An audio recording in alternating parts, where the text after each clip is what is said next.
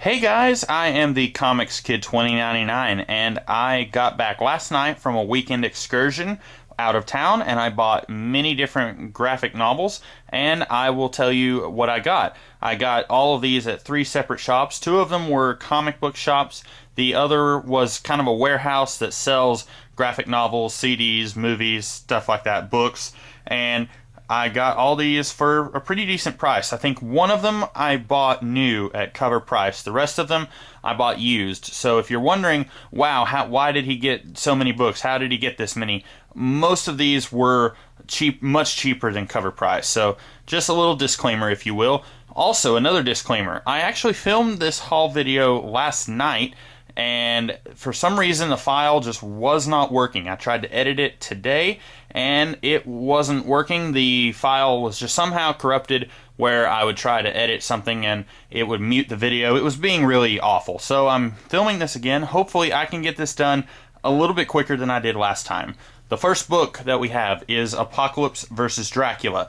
I have already read this one, read it on the way up there after I bought it, and it's okay. It's not the best, and it's also not awful. So if you really want to see just two immortal dudes duking it out in the late 1890s, then this is probably the book that you would want to read. It's got some references to some minor X-Men characters, and if you like that sort of thing, you definitely would probably like this. There are a few moments in the book where you're kind of like, wait a minute, really? What's going on here? Why is this happening? I believe this book was put out specifically to address a plot point in Peter Milligan's X-Men run, which he closed off his run with a storyline called Blood of Apocalypse, which when you read this, you're like, okay, yeah, that's meant to address something. So if you have read that, maybe this will make that storyline make a little bit more sense. I haven't read that storyline since it was coming out in singles, and I read this actually 2 nights ago, and I thought that this made, more or less, it made sense. So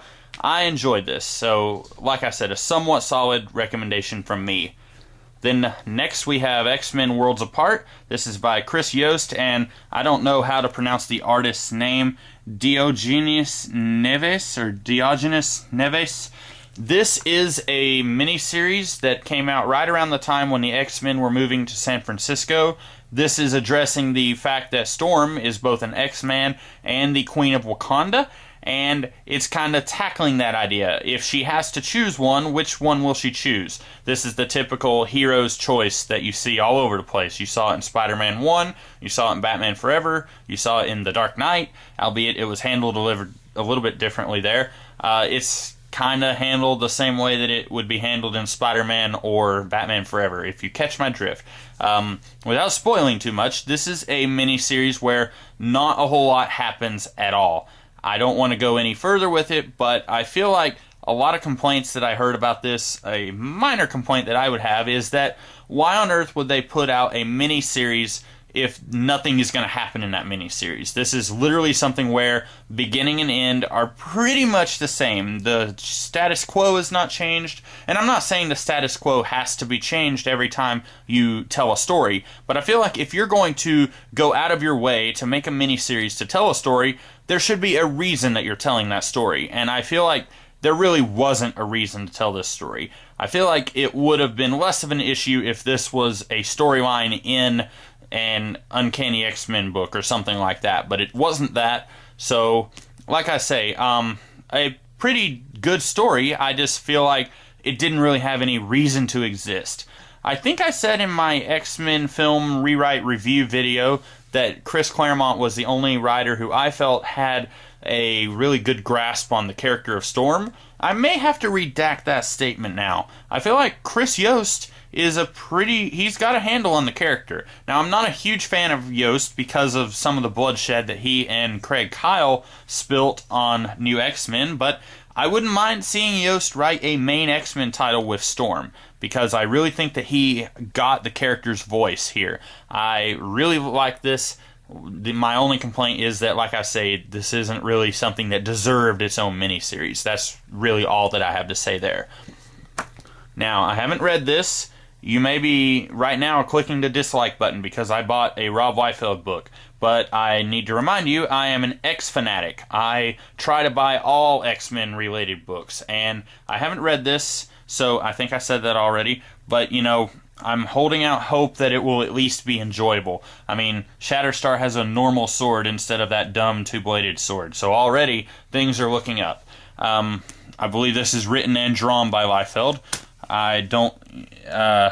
it's Fabian Nicieza. So this might not be entirely terrible. I know a lot of people really like to bash Rob Liefeld as an artist, and yeah, he's not the best artist. I don't also think that he's the worst artist. I think that there are some people who are as bad as Liefeld, and those people don't get the same bashing that Rob Liefeld gets. So I will go into this at least trying to enjoy myself. Hopefully it will be fun.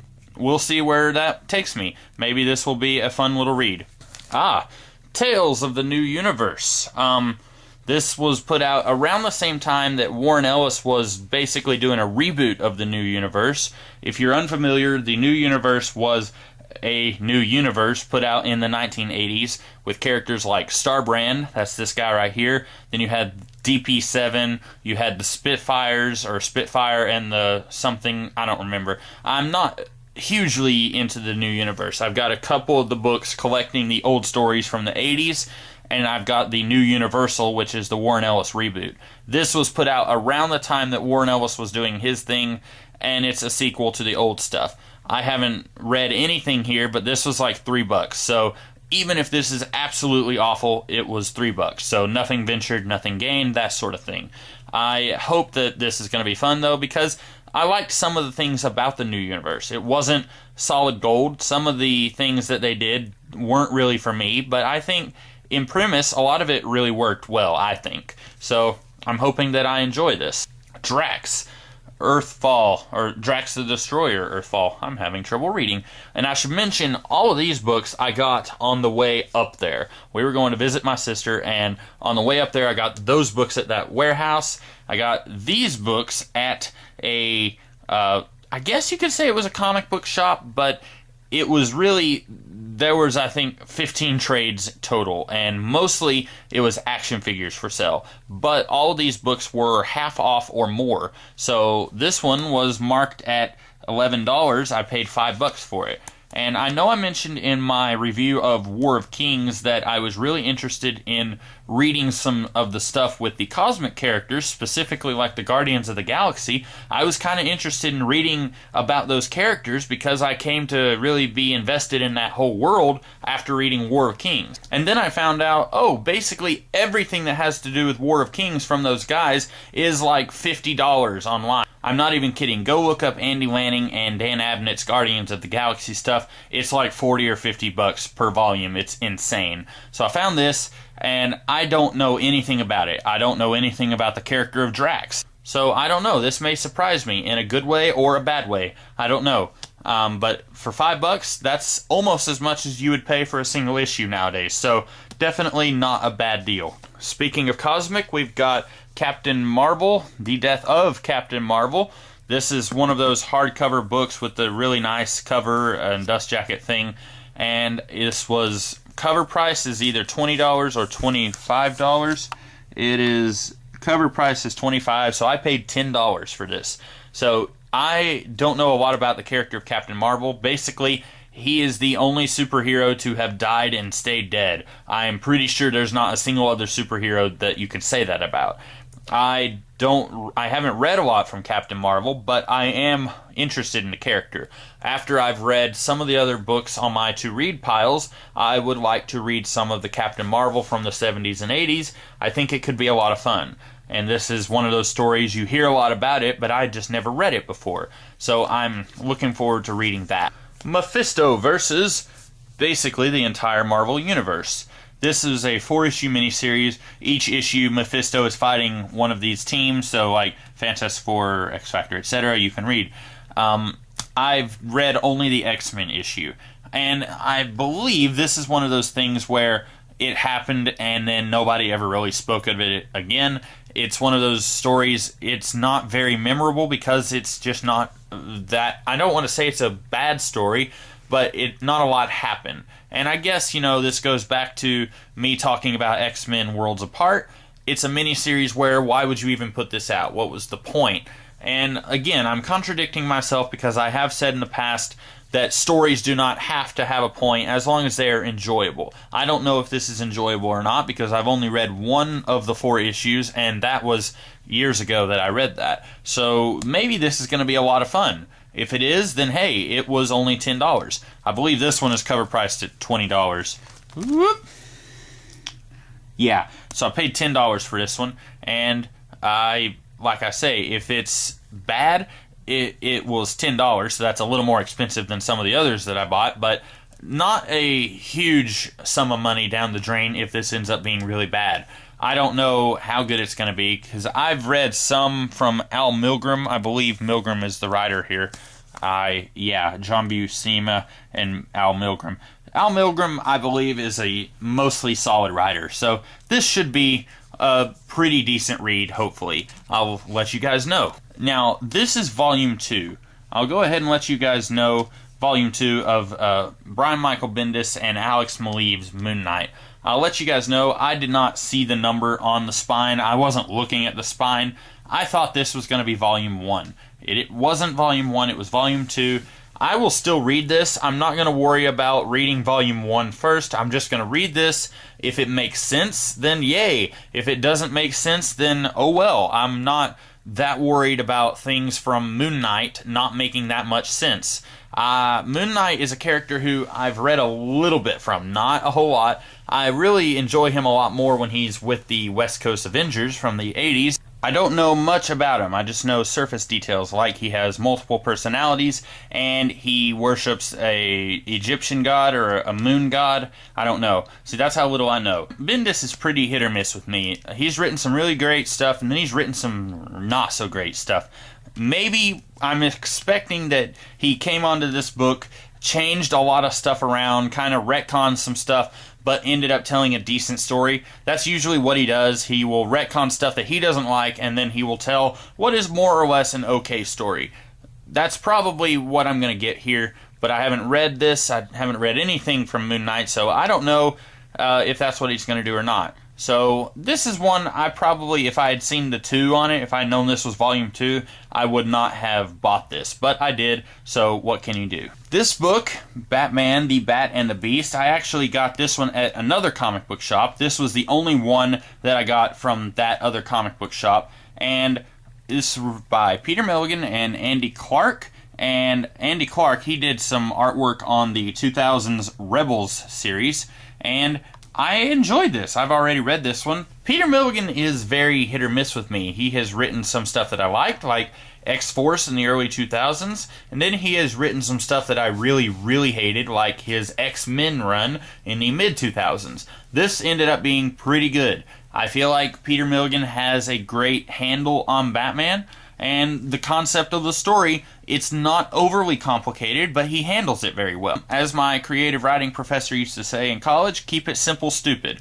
You don't have to go overboard, you don't have to make things too complicated to have a good story. In this case, I think Peter Milligan very much has a handle on what he's doing. So I definitely thought that this was a very enjoyable Batman story. If you're looking for a Batman book that is just not attached to anything else, you can just read it and that's all you have to read, then I would say find Batman, the Bat and the Beast and read it, because I thought it was good.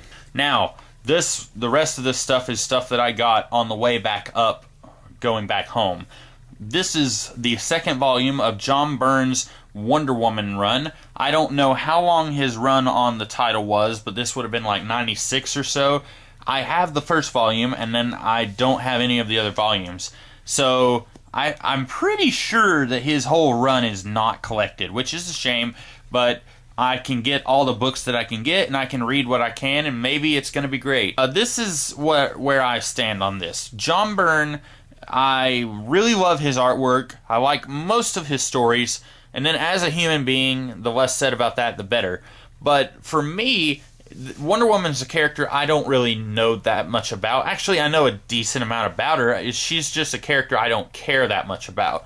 But the good way, a great way for a comic book company to lure me into a character is to have a creator that I really like work on that character. For instance, in Marvel, I never read Thor. I never cared about Thor. and then J. Michael Straczynski started writing Thor. I started reading Thor, and then when he left, I kept on reading. And then my comic book shop closed down, so I stopped reading because I wasn't going to the comic book shop on a weekly basis anymore. But that was a great example of I didn't care about the character, then a creator that I was interested in came on that book, and I started reading the book, and then I kept on reading. So maybe this will be one of those things where John Byrne is a creator who I like quite a bit of his output, and then maybe he does a fantastic job on Wonder Woman, and I will be interested in more Wonder Woman. I have read, I think, 1 or 2 other Wonder Woman books, so it's not like I'm a complete stranger to Wonder Woman. It's just that there's not a great interest in the character, I guess you could say.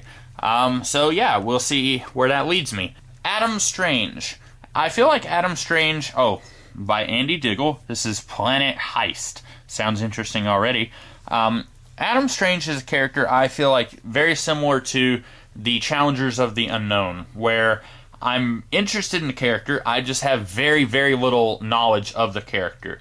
And I'm hoping that this will be a story that I really love, that will make me want to go and read more Adam Strange stuff. I don't know when this is from. I want to say it's probably like 2009 or so. I am not hugely familiar with the chronology of Adam Strange events, so I don't know when it's from. It might be earlier or it might be later. But this is kind of a, it's a big book, so I will have a lot of fun reading that, I think. This actually may be like one of those the Thanagarians and Ran, they're at war, something like that. I didn't think it would be, because this is not like the Ran-Thanagar war. Maybe it's tied into those things. I will let you guys know in the future. Titans, Scissors, Paper, Stone. This is a very short Elseworlds graphic novel by Adam Warren. He does the indie series Empowered, and I like the Teen Titans. I like Elseworld stories. If you are to do an Elseworld story very loosely based on the Teen Titans, because these characters don't even really look like the Titans that much, if you're going to do an Elseworld story very loosely based on the Titans, I will buy it. So I have some comic books from the mid-90s that advertise this, and I've been interested in this story ever since seeing those ads, but when I saw the book online on Amazon and eBay and stuff like that, it was always like $6 or $7, and I thought, no, thank you, because it's like, 60 pages maybe. I got this for like $3, so definitely not a bad deal. I look forward to reading this one. I'm almost done, guys. The all-new Atom volume... I want to say this is volume 3. This is The Hunt for Ray Palmer. I don't know where Ray Palmer was around this time. I think he was in an alternate dimension, because I remember Kyle Rayner and Donna Troy and Jason Todd, those guys were going from many different alternate realities searching for Ray Palmer, so I guess he was in an alternate dimension. This, I don't know how much it ties in with those stories with those guys, but I have read the first 2 volumes of the all-new Atom, and I love them. Guys, I know very little about Ray Palmer other than, hey, he's a scientist and he gets really small.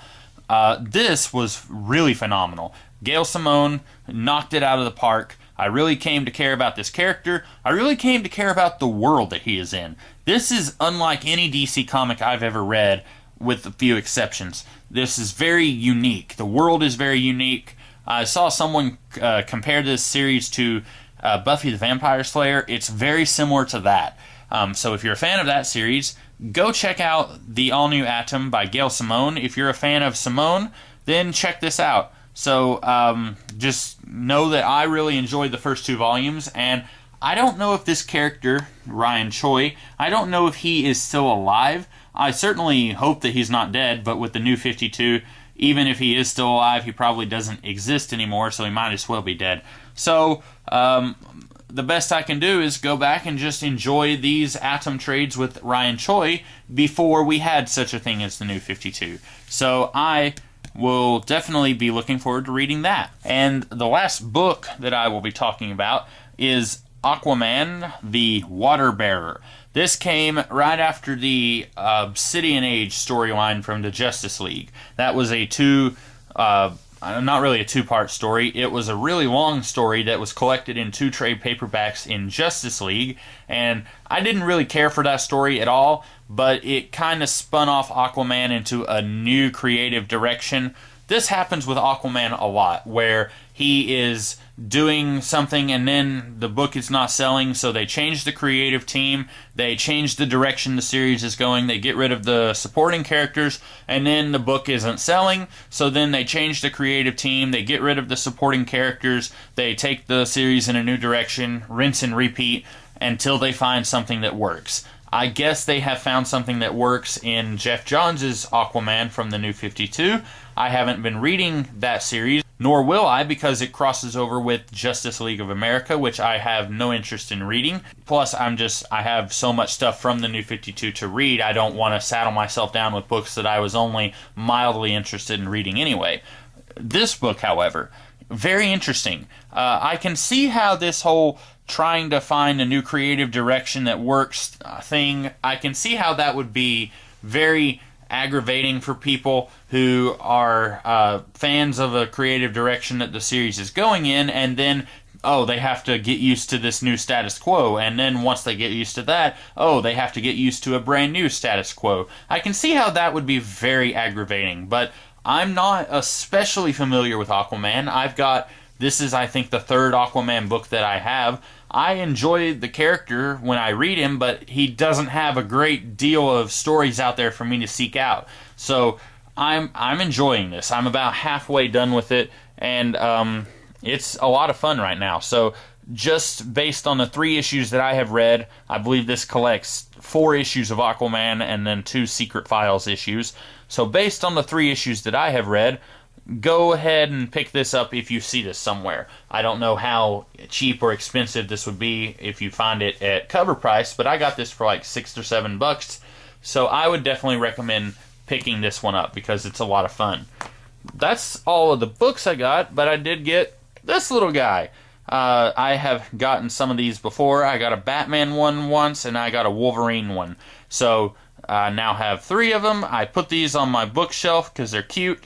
He's got a little smirk, that's just adorable, and I paid $1 for it, so not a bad deal at all. I enjoy these little guys. I'm not going to be getting like hundreds of them or anything, but having a few of them on my bookshelf is not a bad deal. I don't even know why I said that, because it's not a deal at all, just having them on my bookshelf. I'm rambling. Guys, that's all I got. So I hope you enjoyed this video. If you've read any of these books, let me know in the comments below what you thought of them. Did you enjoy them? And if you did enjoy this video, be sure to like, share, comment, and subscribe. I will be back tomorrow with another kind of video for you guys. So keep it real, and I will see you guys later. Have a good day.